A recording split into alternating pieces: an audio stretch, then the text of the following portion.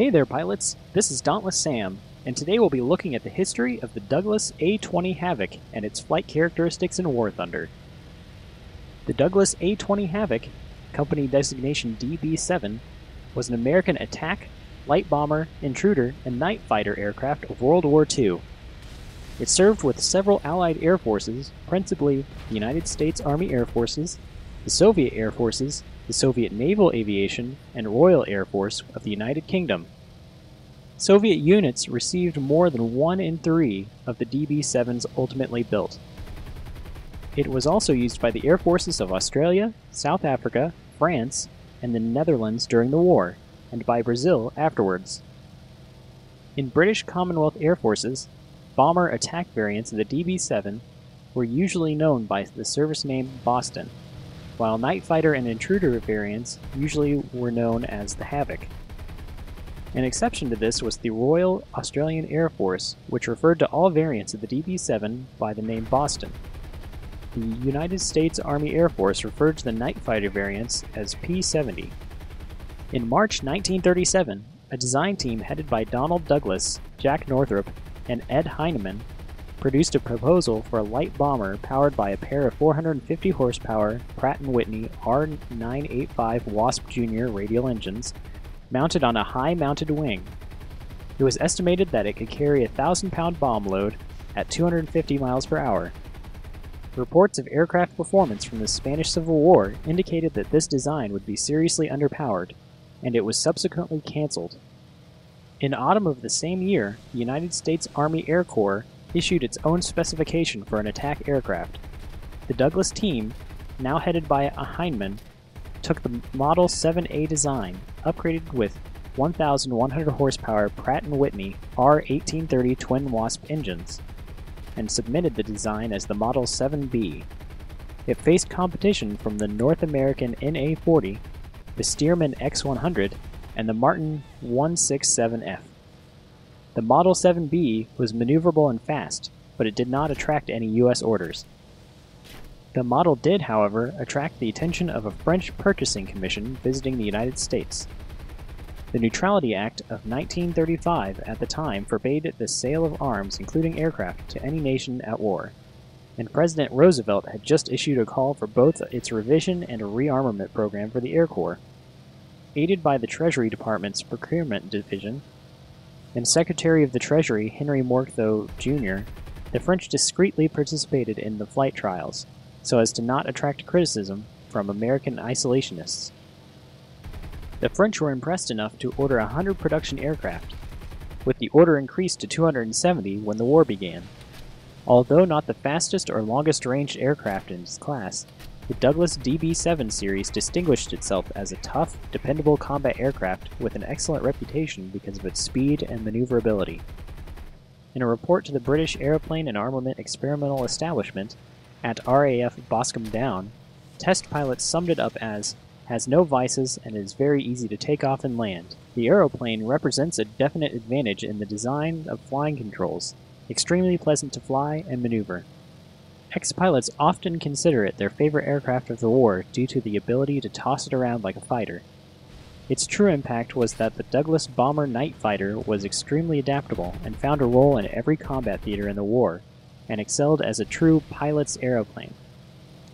When the DB-7 series production finally ended on September 20, 1944, a total of 7,098 had been built by Douglas and a further 380 by Boeing. In France, their order called for substantial modifications, resulting in the DB-7 for Douglas Bomber 7 variant.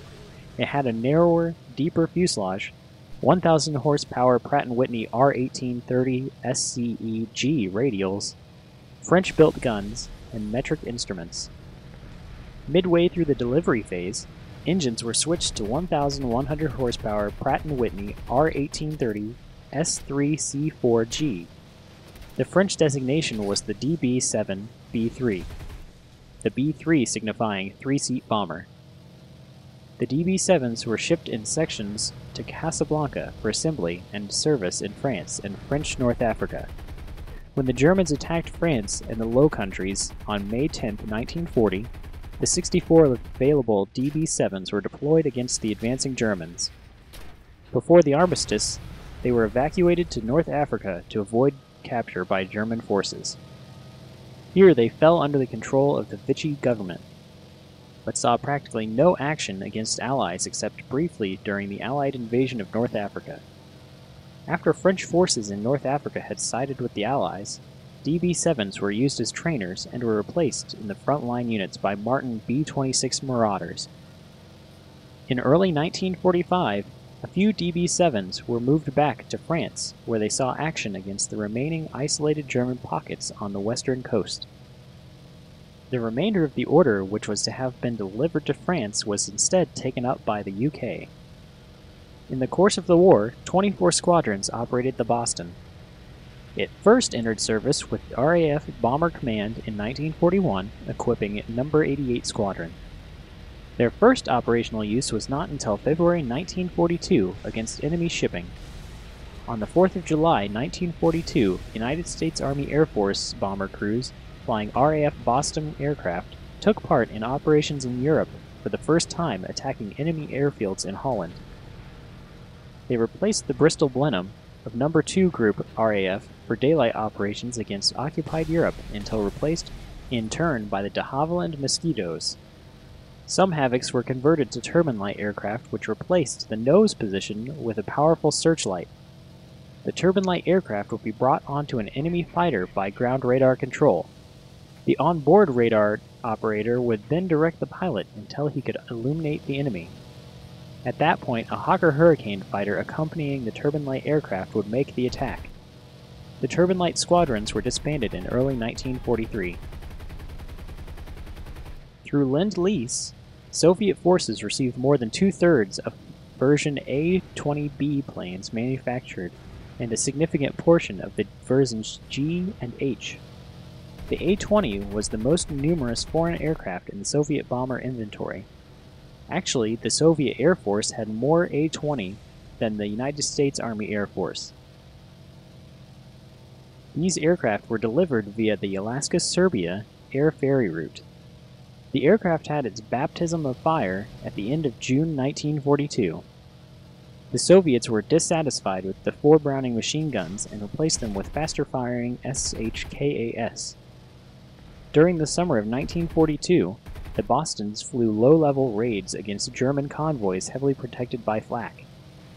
Attacks were made from altitudes right down to 33 feet, and the air regiment suffered heavy losses. By mid-1943, Soviet pilots were well familiar with the A-20B and A-20C. The general opinion was that the aircraft was overpowered and therefore fast and agile. It could make steep turns with an angle of up to 65 degrees, while the tricycle landing gear facilitated takeoff and landings. The type could be flown by even scarcely trained crews. The engines were reliable but rather sensitive to low temperature, so the Soviet engineers developed special covers for keeping propeller hubs from freezing up. Some of these aircraft were armed with fixed forward cannons and found some success in the ground attack role. By the end of the war, 3,414 A-20s had been delivered to the USSR, 2,771 of which were used by the Soviet Air Forces. In War Thunder, the A-20G is rank 2 with a battle rating of 2.3. It has a maximum speed of 493 kilometers an hour, a climb rate of 7.8 meters per second, and a turn time of 35.4 seconds. It is protected by one turret armed with 2 50 caliber Browning machine guns and a waist gunning turret with one 50 caliber Browning machine gun. The A-20G's primary armament is made up of 6 50 caliber Browning machine guns. It can be loaded with 4 500-pound bombs or 12 114mm rockets. The A-20G is a very durable plane that can take quite a beating, though its engines are enormous targets. It is also very quick and relatively maneuverable for its size. It is very effective at taking down both air targets and light ground targets. With its higher speed, dogfighting is actually effective in this aircraft because it can engage and disengage targets at its leisure. If you find yourself in trouble in this aircraft, just make use of your superior speed and run away towards allies. I hope that this information has proved helpful. If you liked the video, please do like the video. If you would like to see more videos like this, feel free to subscribe to the channel, and if you think anyone else would be interested in this video, don't be afraid to share it. This is Dauntless Sam. Thanks for watching.